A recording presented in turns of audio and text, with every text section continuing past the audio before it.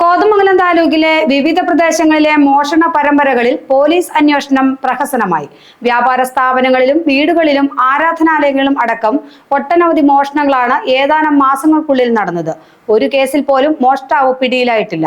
കോതമംഗലം, പോത്താനിക്കാട്, കോട്ടപ്പടി, കുട്ടമ്പുഴ, ഊന്നുകൽ എന്നീ പോലീസ് സ്റ്റേഷനുകളുടെ പരിധിയിലാണ് കോതമംഗലം താലൂക്ക്.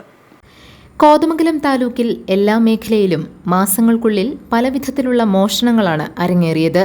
എന്നാൽ മോഷ്ടാക്കളെ കണ്ടെത്താൻ പോലീസിന് കഴിയുന്നില്ല. പല മോഷണങ്ങളുടെയും CCTV ദൃശ്യങ്ങളും മറ്റു ചില തെളിവുകളും പോലീസിന് ലഭിച്ചിരുന്നു. വിരലടയാള വിദഗ്ധരും ഡോഗ് സ്ക്വാഡും ഉൾപ്പെടെ അന്വേഷണത്തിൽ പോലീസിനെ സഹായിച്ചു. കേസ് ഫയലുകൾ സ്റ്റേഷനുകളിൽ പെരുകുന്നു എന്നത് മാത്രമാണ് ഉണ്ടാകുന്നത്. പോത്താനിക്കാട്, പൈങ്ങോട്ടൂർ പഞ്ചായത്തുകളിൽ ഉറങ്ങിക്കിടന്നിരുന്നവരുടെ ആഭരണങ്ങൾ മോഷ്ടിക്കുന്ന പരമ്പര തന്നെ അരങ്ങേറി. പോത്താനിക്കാട് കഴിഞ്ഞ ദിവസം ആളില്ലാത്ത വീടിന്റെ വാതിൽ തകർത്ത് നടത്തിയ മോഷണ ശ്രമമാണ് ഒടുവിലത്തേത്. നെല്ലിമറ്റം എംബിറ്റ്സ് കോളേജിൽ ലോക്കർ തകർത്ത് പണം കവരാൻ ശ്രമിക്കുകയും ലാപ്ടോപ്പും ക്യാമറയും അടക്കമുള്ളവ മോഷ്ടിക്കുകയും ചെയ്ത സംഭവവും സമീപകാലത്തുണ്ടായതാണ്. കുത്തുകുഴിയിൽ പാർക്ക് ചെയ്തിരുന്ന ബൈക്ക് കവർന്നത് തിങ്കളാഴ്ച രാത്രിയിലാണ്. പല്ലാരിമംഗലം ശിവക്ഷേത്രത്തിൽ നിന്ന് വിഗ്രഹത്തിലെ ആഭരണം മോഷ്ടിക്കപ്പെട്ടു.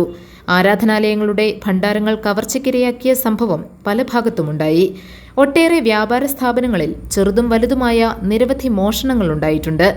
അന്വേഷണം നടക്കുന്നുവെന്ന് പോലീസ് പറയുമ്പോൾ തന്നെയാണ് മറുവശത്ത് മോഷ്ടാക്കൾ സുഗമമായി വിലസുന്നത്. മോഷണങ്ങൾ തടയാൻ കഴിയുന്നില്ലെന്ന് മാത്രമല്ല, മോഷ്ടാക്കളെ കണ്ടെത്തുന്നതിലും പോലീസ് തികഞ്ഞ പരാജയമാണ്. GTV news, Kothamangalam.